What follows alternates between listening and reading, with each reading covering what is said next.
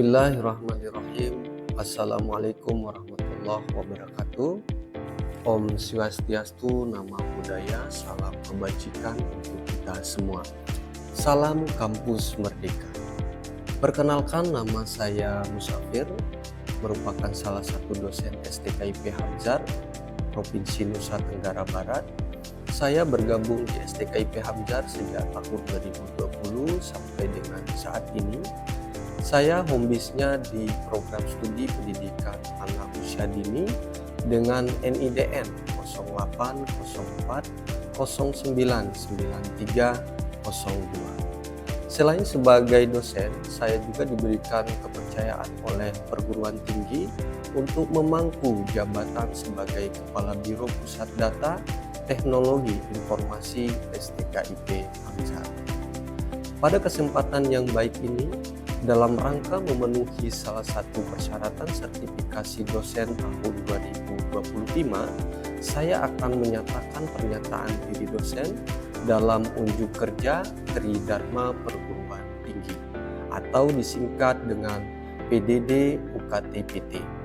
Menjadi seorang dosen akan wajib menjalankan Tridharma Perguruan Tinggi, di mana Tridharma Perguruan Tinggi ini terdiri dari pengajaran, penelitian, dan pengabdian kepada masyarakat.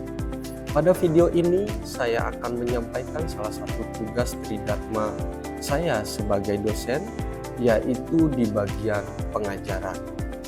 Pada kesempatan ini, saya akan menjelaskan mata kuliah yang saya ampu di semester genap, yaitu mata kuliah pengembangan pembelajaran sosial emosional anak usia dini.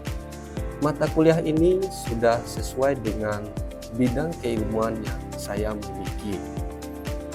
Mata kuliah pengembangan pembelajaran sosial emosional anak usia dini merupakan mata kuliah wajib yang ditempuh oleh mahasiswa pendidikan anak usia dini pada semester 4 dengan bobot SKS 3, di mana 2 SKS-nya untuk teori dan 1 SKS-nya yaitu untuk praktik.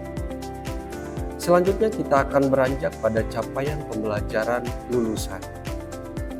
Adapun capaian pembelajaran lulusan pada mata kuliah pengembangan pembelajaran sosial emosional anak usia dini yang menekankan pada sikap adalah memiliki moral, etika, dan kepribadian yang baik berdasarkan falsafah Tiyotata Tuna dalam menyelesaikan tugasnya. Yang kedua, bekerja sama dan memiliki kepekaan sosial serta kepedulian terhadap masyarakat dan lingkungan. Capaian pembelajaran yang kedua terkait keterampilan umum, mampu menerapkan pemikiran logis, kritis, sistematis, dan inovatif dalam konteks pengembangan atau implementasi ilmu pengetahuan dan teknologi dalam bidang pendidikan anak usia dini. Ketiga, keterampilan khusus, mampu menerapkan pengetahuan konseptual bidang pengembangan anak usia dini dalam mengembangkan kemampuan tumbuh kembang anak yang meliputi perkembangan fisik motorik, sosial emosional, kognitif, bahasa, psikologis, dan spiritual melalui perancangan dan pelaksanaan pembelajaran dengan metode saintifik sesuai dengan etika akademik. Keempat, pengetahuan, menguasai konsep kurikulum, pendekatan, strategi, model, metode, teknik, bahan ajar, media, dan sumber belajar yang inovatif sebagai pendidik di pendidikan anak usia dini. Kedua, menguasai konsep tentang karakteristik perkembangan peserta didik di pendidikan anak usia dini, baik perkembangan fisik motorik, sosial emosional, kognitif, bahasa, psikologis, dan spiritual. Selanjutnya kita akan beranjak pada capaian pembelajaran mata kuliah. Yang pertama, mahasiswa diharapkan mampu memahami konsep dasar pengembangan sosial emosional anak usia dini. Yang kedua, mahasiswa diharapkan mampu berperilaku tanggung jawab terhadap penugasan perkuliahan yang telah disepakati. Yang ketiga, mahasiswa diharapkan mampu bekerja sama dengan anggota kelompok dalam menemukan kasus dan penyelesaiannya untuk merancang kegiatan pengembangan pembelajaran sosial emosional anak usia dini. Yang keempat, mahasiswa diharapkan mampu untuk menunjukkan hasil pemikiran logis, kritis, inovatif, dan bermutu dalam merancang kegiatan pengembangan sosial emosional anak usia dini sesuai dengan tema pendidikan anak usia dini. Yang kelima, mahasiswa diharapkan mampu membuat rancangan kegiatan pengembangan sosial emosional anak usia dini. Yang terakhir, mahasiswa diharapkan mampu menciptakan kegiatan untuk mengembangkan sosial emosional anak usia dini. Selanjutnya kita akan beranjak kepada sub capaian pembelajaran mata kuliah pengembangan pembelajaran sosial emosional anak usia dini. Yang pertama, mahasiswa mampu mendeskripsikan konsep dasar pengembangan sosial emosional anak usia dini. Yang kedua, mahasiswa mampu menguraikan perkembangan sosial emosional anak usia dini menurut para ahli. Yang ketiga, mahasiswa mampu menguraikan tujuan dan manfaat pembelajaran perkembangan sosial emosional pada anak usia dini. Yang keempat, faktor-faktor yang mempengaruhi perkembangan sosial emosional anak usia dini. Yang kelima, mahasiswa mampu menguraikan model-model pengembangan stimulasi sosial emosional anak usia dini.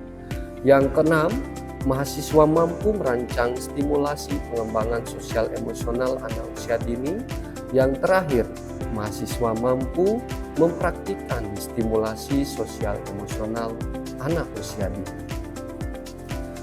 Adapun teknik yang saya gunakan pada setiap perkuliahan yakni teknik DIA, yaitu Delivery, Interaction, dan Assessment. Kemudian metode perkuliahan yang saya gunakan di mata kuliah ini yaitu ceramah, diskusi, tanya jawab, presentasi, dan praktik. Di mana sistem penilaian yang saya gunakan pada mata kuliah pengembangan pembelajaran sosial emosional yaitu UTS dengan bobot 20%, UAS 20%, tugas 20%, praktik 20%, dan kehadiran 20%. Untuk lebih jelasnya, mari kita saksikan video pembelajaran yang saya lakukan berikut ini.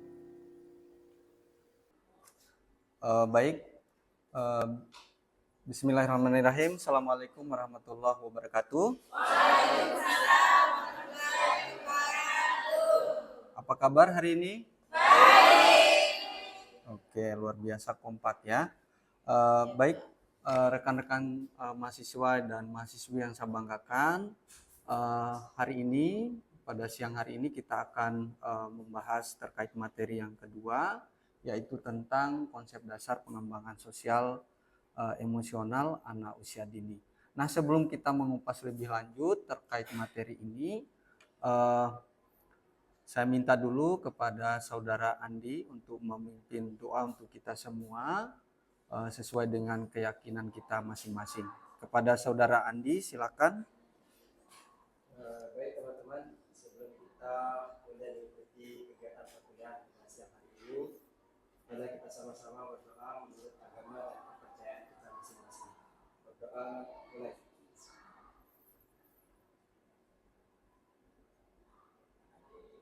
Selesai. Baik, terima kasih Saudara Andi atas partisipasinya untuk memimpin doa kita di siang hari ini. Selanjutnya saya minta ke teman-teman mahasiswa untuk menjalankan absensinya, jangan lupa.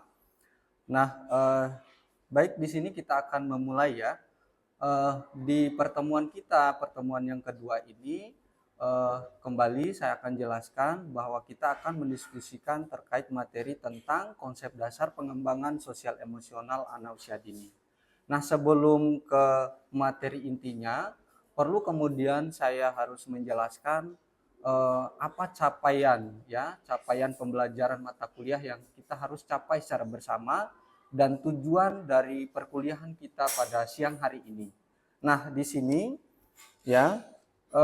CPMK yang kita harus capai.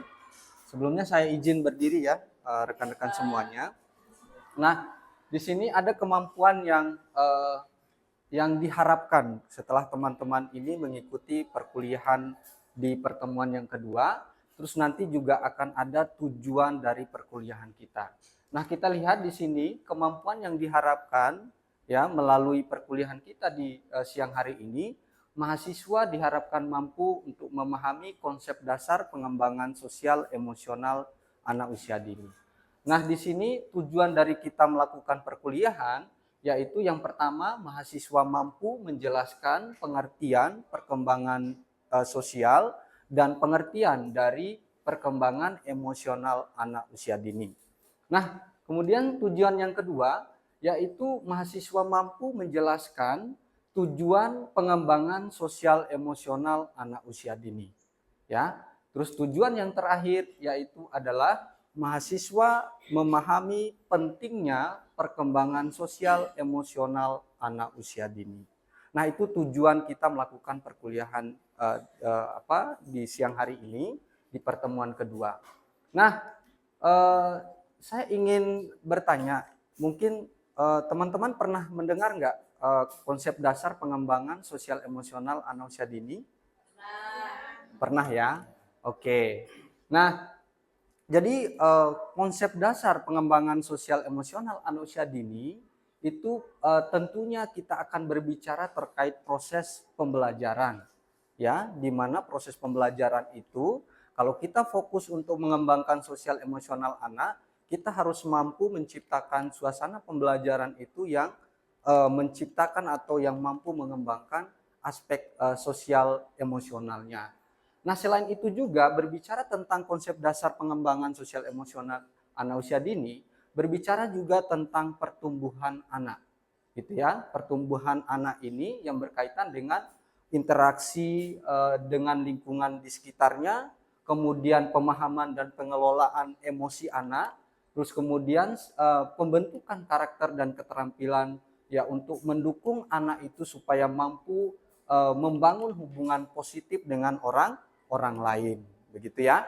Nah, itu kalau berbicara tentang konsep dasar pengembangan sosial emosional anak usia dini. Nah, selanjutnya siapa yang bisa menjawab apa pengertian dari perkembangan sosial anak? Ya, silakan. Andi. Baik, terima kasih. Assalamualaikum warahmatullahi wabarakatuh. Waalaikumsalam warahmatullahi wabarakatuh. Perkenalkan, saya Andi Pasigar, mahasiswa Teknik PAUD. Saya ingin menyampaikan pengertian perkembangan di sosial anak ini. Perkembangan sosial yang saya ketahui adalah kemampuan seseorang anak itu untuk berinteraksi dengan orang lain, baik itu hubungan anak dengan orang tua, hubungan anak dengan teman sebaya, maupun dengan orang lain yang ada di sekitar lingkungannya. Kemudian yang melibatkan tentang norma-norma sosial, aturan sosial seperti belajar untuk berbagi, memiliki rasa empati dan sebagainya. Seperti itu, Pak. Oke, baik. Terima kasih Andi Pasigar atas jawabannya. Mari kita kasih tepuk tangan untuk Andi. Oke, baik.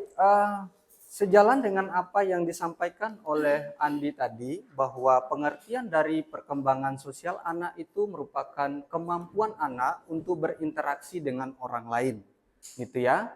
Kemampuan anak juga mulai memulai berinteraksi dengan orang lain itu dalam artian dengan orang tua, dengan keluarganya, dengan teman sebayanya, hingga orang dewasa yang ada di lingkungan sekitaran anak tersebut, begitu. Nah, aspek ini itu melibatkan belajar tentang norma-norma sosial, aturan perilaku, serta pengembangan keterampilan seperti berbagi, bekerja sama, berempati, dan menyelesaikan konflik secara konstruktif, begitu. Nah, itu kalau berbicara tentang pengertian dari perkembangan sosial anak, gitu ya. Selanjutnya, nah di sini kita akan melihat apa sih pengertian dari perkembangan emosional anak. Nah, kalau tadi berbicara perkembangan sosial, itu fokusnya itu tentang bagaimana anak mampu berinteraksi dengan orang lain. Nah, sekarang kalau berbicara tentang pengertian dari emosional anak, itu berbicara tentang kemampuan anak itu untuk mengenali, ya, mengenali emosinya, memahami emosinya, mengelola emosinya dengan baik, dan mengekspresikan emosi mereka sendiri, baik emosi yang bersifat positif maupun emosi yang bersifat negatif. Nah, dengan cara yang sesuai pastinya, gitu ya. Nah, ini juga tentang kemampuan anak yang memahami emosi orang lain juga. Jadi anak tidak hanya memahami emosinya sendiri, tetapi dia juga memahami emosi orang lain. Supaya apa? Supaya dia bisa mendapatkan respon itu dengan tepat begitu oleh orang lain. Nah, itu kalau berbicara tentang pengertian emosional anak, begitu ya. Nah, selanjutnya, apa sih tujuan kita mengembangkan sosial emosional anak, begitu. Nah, di sini tujuannya yaitu adalah untuk membantu anak ya menjadi individu yang empati, percaya diri, mandiri, mampu beradaptasi dengan lingkungan yang baru gitu ya. Terus memiliki kesehatan mental yang baik, kemudian siap menghadapi berbagai tantangan hidupnya begitu. Nah, itu tujuan kita mengembangkan sosial emosional anak begitu. Nah, terus di sini ada juga berbicara terkait keterampilan gitu ya. Keterampilan ini tidak hanya penting untuk kesuksesan anak secara akademik begitu ya, tetapi juga untuk kesejahteraan pribadi anak dan kesuksesan dalam kehidupan sosialnya di masa yang akan datang begitu. Nah, itu sangat berarti Pak, ini penting sekali ya untuk mengembangkan sosial emosional anak. Iya, sangat penting gitu ya. Baik, itu terkait tujuan kita mengembangkan sosial emosional anak. Kemudian selanjutnya pentingnya pengembangan sosial emosional anak sejak dini. Nah, jadi teman-teman ini kan kebetulan calon guru pendidikan anak usia dini. Jadi ini sangat penting sekali gitu ya untuk dipahami oleh kita semua melalui mata kuliah ini. Nah, kemudian yang pertama itu agar anak itu lebih mudah beradaptasi dengan lingkungan baru ya, dengan menghadapi situasi yang berbeda di sekitarnya. Begitu. Nah, itu ya. Jadi itu pentingnya yang pertama. Yang kedua, ya, melatih anak untuk membangun hubungan interpersonal ya yang positif dan langgeng dengan orang lain. Ya, ketika pengembangan sosial emosional anak itu tidak berjalan dengan baik atau tidak kita kembangkan dengan baik melalui proses pembelajaran dan meningkatkan keterampilan tadi, maka anak itu akan besar kemungkinan tidak akan langgeng ketika membangun suatu hubungan dengan orang lain begitu. Yang ketiga, anak akan memiliki rasa percaya diri dan kemandirian yang kuat begitu. Kalau kita mengembangkan kemampuan sosial emosionalnya. Kemudian yang keempat, anak akan lebih mampu mengatasi tantangan dan tekanan hidup mereka. Gitu. Ya. Terus yang kelima, agar anak memiliki kesejahteraan mental dan emosi yang lebih baik, ya.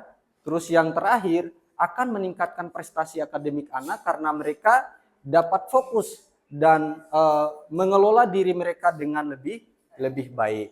Begitu ya.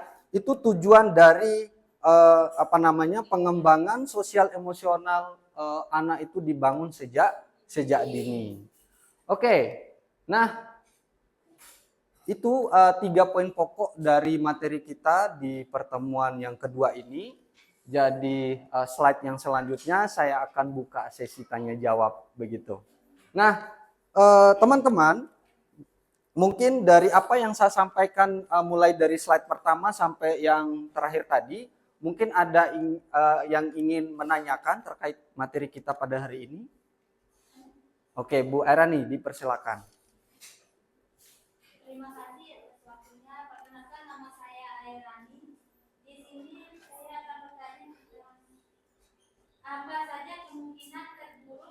yang akan terjadi apabila pengembangan sosial dan emosional anak tidak berkembang dengan baik. Oke, baik. Terima kasih Bu Erani.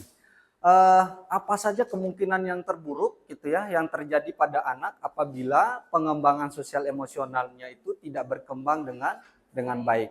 Nah, mungkin ada salah satu dari teman kita atau teman-teman semua yang ada di sini yang ingin menjawab. Silakan. Oke, dipersilakan bagi yang mau menjawab. Bu Haja Erlinawati.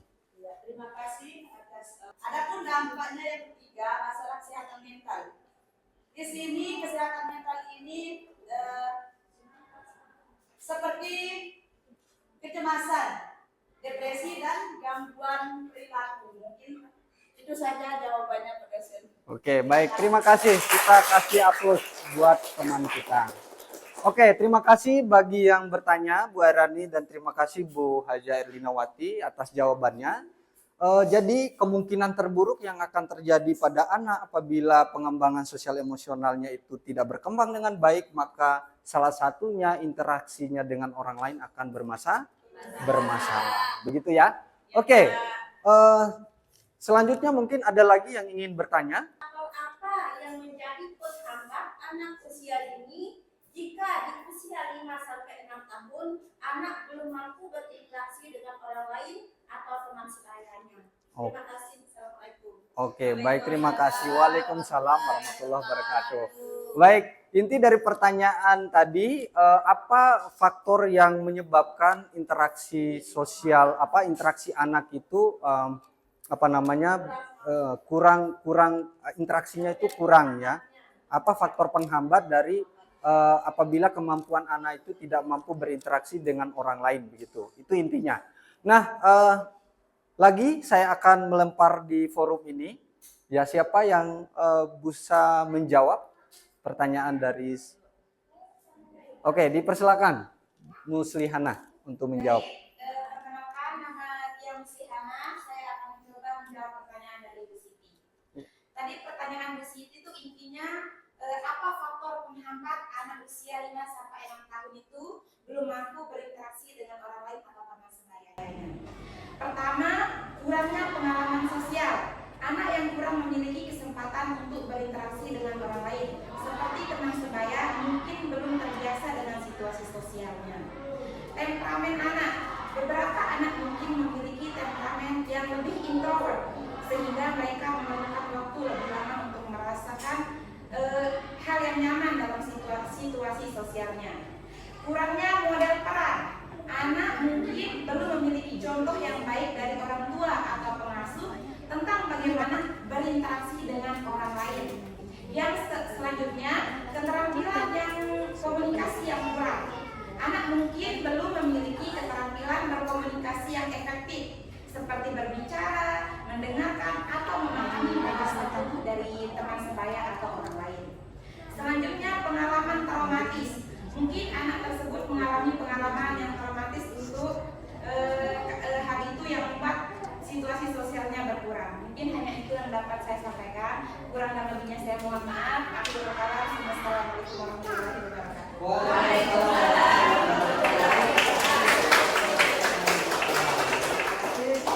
Terima kasih juga buat Muslihana Siti ya atas jawabannya dari pertanyaan Siti tadi. Nah, saya cukupkan sekian ya untuk sesi tanya jawabnya. Selanjutnya kita akan mengevaluasi materi yang sudah kita diskusikan tadi. Ya. Saya akan menguji sejauh mana kedalaman dari pemahaman teman-teman terkait materi yang sudah saya sampaikan tadi ya. Baik, pertanyaan evaluasi yang pertama dari saya. Siapa yang bisa menjawab pertanyaan apa pengertian dari perkembangan sosial anak? Oke, karena Andi sendirian yang laki-laki di sini, saya utamakan Andi sebagai imam. Ya. Baik, terima kasih kesempatan yang sudah diberikan kepada saya. Kemudian saya dipersigat ingin mencoba menjawab pertanyaan sebagaimana tadi yang sudah saya pahami, yang sudah paparkan di depan tadi ya, terkait Yang saya ketahui kemampuan perkembangan sosial itu adalah kemampuan seorang anak itu untuk berinteraksi dengan orang lain, baik itu berinteraksi anak dengan orang tua, kemudian anak dengan keluarga maupun dengan teman sebaya. Nah, step ini yang dimana melibatkan belajar tentang norma-norma sosial. Kemudian adapun pengembangan keterampilan itu seperti mengajarkan anak untuk berbagi, kemudian berempati, dan menyelesaikan konflik secara konstruktif. Seperti itu, Pak. Terima kasih. Oke, baik, terima kasih Ahli Basida atas jawabannya. Selanjutnya saya akan menyampaikan pertanyaan evaluasi yang kedua. Apa yang dimaksud dengan perkembangan emosional anak? Siapa yang bisa menjawab? Ayo, silakan Bu Laila. Baiklah, bismillahirrahmanirrahim. Assalamualaikum warahmatullahi wabarakatuh. Waalaikumsalam warahmatullahi wabarakatuh. Perkenalkan, nama saya Laila. Saya akan mencoba menjawab pertanyaan dari Bapak dosen terkait apa itu perkembangan emosional anak usia dini. Menurut apa yang sudah saya dengar tadi, perkembangan emosional anak usia dini itu adalah bagaimana anak itu mampu mengenali, memahami, dan juga mengelola serta mengekspresikan emosi anak itu tersebut, baik itu positif maupun negatif, dengan cara yang sehat dan dengan cara yang sesuai. Di samping itu juga bagaimana anak itu memahami emosi orang lain dan juga dapat diterima dengan tepat oleh lingkungannya. Terima kasih. Assalamualaikum warahmatullahi wabarakatuh. Waalaikumsalam warahmatullahi wabarakatuh. Baik, yang ketiga pertanyaan evaluasinya, apa tujuan dari mengembangkan kemampuan emosi dan sosial anak? Siapa yang bisa menjawab? Oke, dipersilakan. Rocky Sarmiati untuk menjawab. Baik Bapak, terima kasih atas kesempatannya. Tujuan pengembangan sosial emosional anak itu yaitu untuk membantu anak menjadi individu yang memiliki rasa empati dan lebih percaya diri lagi, mandiri, tentunya untuk mampu beradaptasi dengan lingkungan baru. Namun keterampilan ini bukan hanya untuk menjadi nilai akademik saja, tapi bisa menjadi nilai sosial sehari-hari anak ke depannya. Baik, terima kasih Bapak. Oke, baik, terima kasih Bu Tisa Wiyanti. Terima kasih untuk teman kita. Selanjutnya yang terakhir, pertanyaan evaluasi dari saya.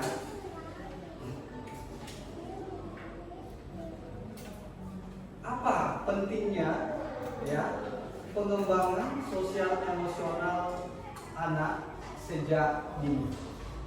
Mungkin siapa yang bisa menjawab? Oke, dipersilakan Windy karena tadi itu udah siap sekali ya. Terima kasih. Saya Windy Ayu akan menjawab soal yang diberikan oleh Bapak dosen. Itu terkait ada 6 poin tadi yang terkait pentingnya pengembangan sosial emosional pada anak usia ini. Jadi pengembangan sosial emosional anak bukan hanya penting untuk interaksi sosial, tetapi juga sangat mempengaruhi kesehatan mental, kemampuan belajar, dan kesiapan menghadapi hidup secara menyeluruh. Oke, baik, terima kasih Windy. Saya rasa kita cukupkan sekian perkuliahan kita. Jadi sebelum saya tutup, sekali lagi saya ucapkan terima kasih kepada rekan-rekan semua. Untuk lebih barokahnya pertemuan kita, mari kita sama-sama tutup dengan mengucapkan kalimat hamdalah. Alhamdulillahirabbil alamin. Mungkin cukup sekian dari saya. Saya tutup dengan mengucapkan hadanallahu wa iyyakum ajmain. Wassalamualaikum warahmatullahi wabarakatuh. Waalaikumsalam warahmatullahi wabarakatuh. Oke.